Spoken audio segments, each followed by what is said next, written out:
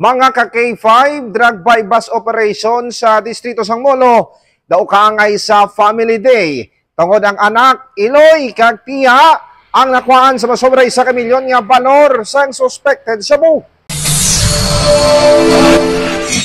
Daw kaangay sa Family Day, ang ginpatigayon nga drug by bus operation matapos nga madakpan ang anak, Iloy, kag tiya, sa Barangay South Baluarte, Molo, Iloilo City, alas 5:50 sa nga pa ng Agosto 25.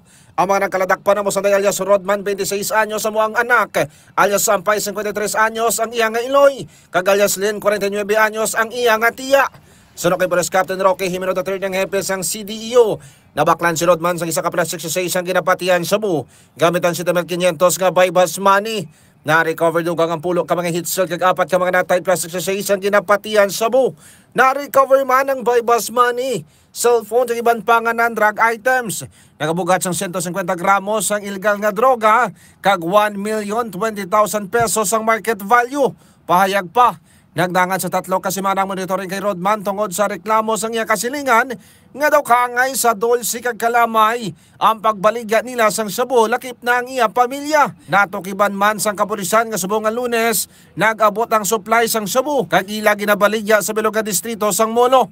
Nubos naman niya ginapanginumala sa mga arestado nga sila ang nagabaligya sang illegal nga droga. Well known ini sa ilang lugar na mabato daw kay daw based sa aton nga monitoring kag validation sa mga reported nila dito sa aton sa opisina.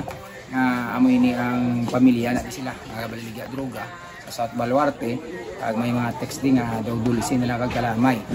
Kag sa karon mga ka-K5 nakahunong na sa Iloilo City Police Station 4 ang magpamilya kag kaso nga paglapas sa Republic Act 9165 o kunang Comprehensive Dangerous Drugs Act of 2002 ang ipasaka patok sa ila.